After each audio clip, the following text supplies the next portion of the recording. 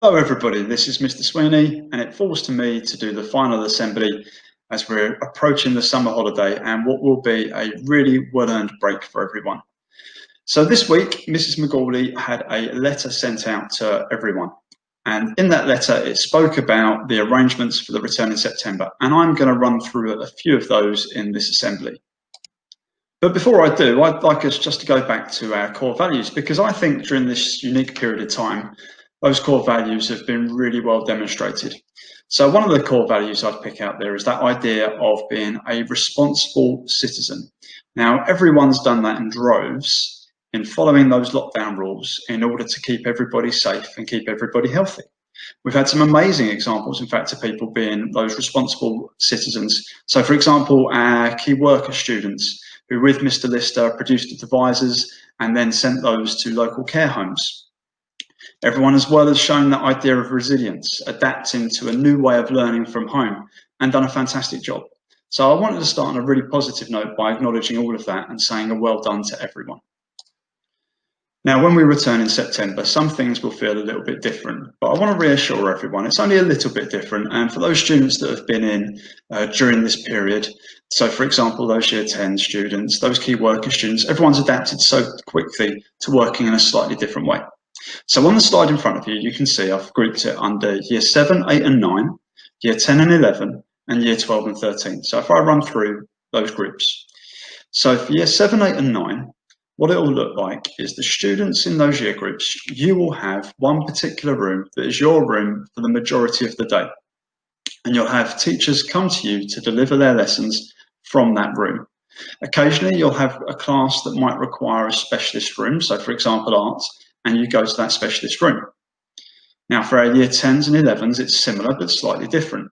So for 10s and 11s, let's take, for example, year 10, you'll have a collection of 12 rooms, which will be your base rooms, and you'll move between those rooms.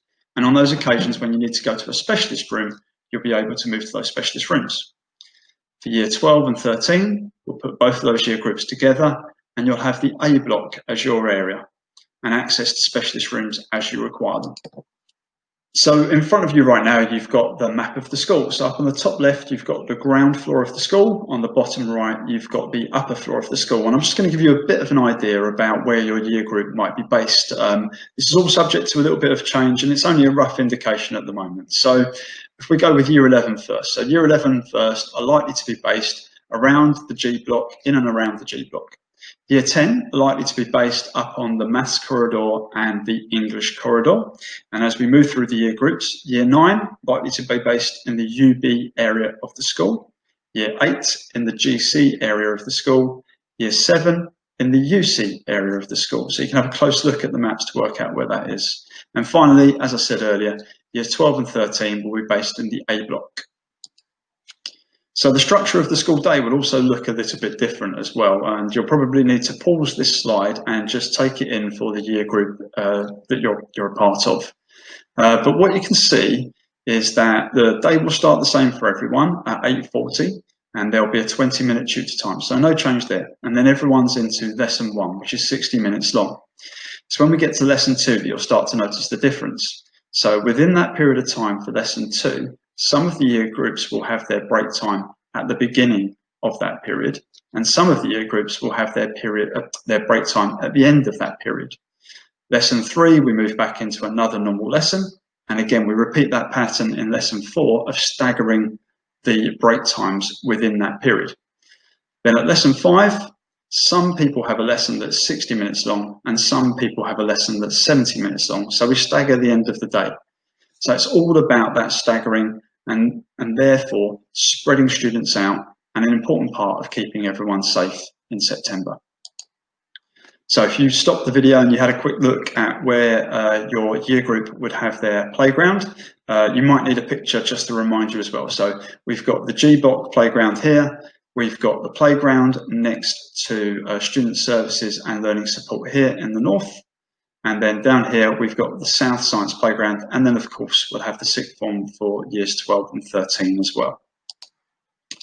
So the arrangements for getting food in school would also look a little bit different as well. So within each one of those areas, there'll be a designated place to buy food. So for those students that are in the playground with the not called the North Dining Hall playground, they'll be able to access the dining hall to buy food. For those students in the G block playground, there's already the pod that exists there, and there will be a pod in that South Science playground. Now, having said all of that, we're encouraging people to bring in their packed lunch. So the food offer that's available will be a little bit more limited from those three places. And again, we want to stagger things. We want to not have crowds of people gathering in one place. So we're encouraging people to bring in their packed lunch so that queues aren't forming at those different pods. Now, some routines around hygiene and cleanliness are going to be really important in terms, again, of keeping everybody safe, keeping everybody healthy. So we would expect everyone to sanitize and wash their hands on the way in and out of the building at the beginning of the day, during those break times, at the end of those break times. We'd expect everyone to sanitize on the way in and out of class. And we'd expect every student as well to, at the end of the lessons, use a wipe to wipe down their desk, to wipe down their keyboard. Over on the right-hand side, you've got an example of one of the dispensers that's in place in one of the playgrounds. So it's a push pedal system. You push down using your foot on the pedal at the bottom, and it dispenses the sanitizer. So we were all getting used to seeing those sanitizers around the school before the closure, and they're very much there now. And they'll be a really important part of our routine and keeping everyone, as I say, healthy and safe. So our Year 10 students that have been in recent times would have had a slight change to the rules around uniform. But in September, we're going back to a full return to the full uniform, the full rules, the full expectations, a return to normality as far as uniform is concerned. And if you need to be reminded of what that looks like and what those expectations are, there's the link for the website. Now, there's an important little message, an important little but to add to that, okay? So on those days when you have PE, you'll be expected to come in your PE uniform. So that's because obviously those changing rooms, they can be quite crowded places. And so to make things easier on those days when students have PE, if they come in at the beginning of the day wearing their PE uniform. If you need a reminder of what your PE uniform involves, then again, you go to the website there, and there's been a couple of little adjustments, so it's worth checking that and having a look at that so you know exactly what's expected. And that's going to be a part of your responsibility when you check the timetable in the morning to make sure you're wearing the right kit for the day ahead. The plans that we've put in place are about reducing movement in the corridors. So you know that our corridors are very busy as people move between their lessons and from the beginning of the lunch breaks or the end of their lunch breaks. So we've done everything we can to reduce the amount of crossover, hence the reason why we've staggered the break times, the reasons why we've staggered the end of the day, and the reasons why we've limited movements. So we're reducing the amount of crossover, a really important part of keeping you safe. There'll also be in some places some rules around perhaps one-way systems or controlling the flow of students from one place to another. So for example, on the picture on the right-hand side there, you've got the vending machine and you've also got the tuck shop. And this will be the only part of the school where you're able to move from the playgrounds on the northern side of the school to the playgrounds on the southern side of the school. So everything there is about reducing the corridor movement, reducing the crossover, and helping to keep everybody safe and healthy. So the letter that Mrs. McGauley sent out this week covers the return to school on Thursday, the 3rd of September. And we've got a staggered start, as we often do, with a couple of little differences. So for Year 7, we're expecting you to arrive on site at 8:30, and your start time will be at 8:40. And we will meet you in the North Learning Support Playground. Now, I know you don't know where that is at the moment. It's not to worry. You'll have plenty of friendly, smiling faces to greet you to school in your first day at school. And for the other year groups, again, you can see there's a time by which we're expecting you to arrive on site, and then your start time for the day. And there's a meeting point, okay? And that meeting point, that's a little bit different to normal, because normally you would make your way into school, you would go straight to your form rooms. But instead, this year, on Thursday, the 3rd of September, we will meet you at those points and we'll greet you into the school there. For Year 12, for those students that are new to King John, it's an 8:30 arrival on site and an 8:40 start. And for those students in Year 12 that are existing Year 11 students at the school, then it's a 9:50 arrival on site and a 10 o'clock start. So Year 13 on in on Thursday, the 3rd of September, but on Friday, Year 13 join us, and it's a typical start where everyone arrives at 8:35, ready everyone arrives by 8:35 rather, for an 8:40 start to the day. So if you paused the video just a moment ago to check where you're going and where you're being met on that first day, just to show you some pictures in case the names of the different playgrounds make no sense to you at all. So Year 7 North Playground Learning Support, there we go.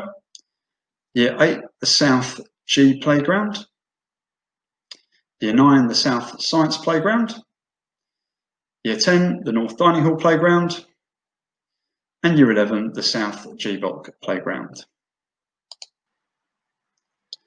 So that's an awful lot about the arrangements for September and all those bits and pieces, those details about where to go and when.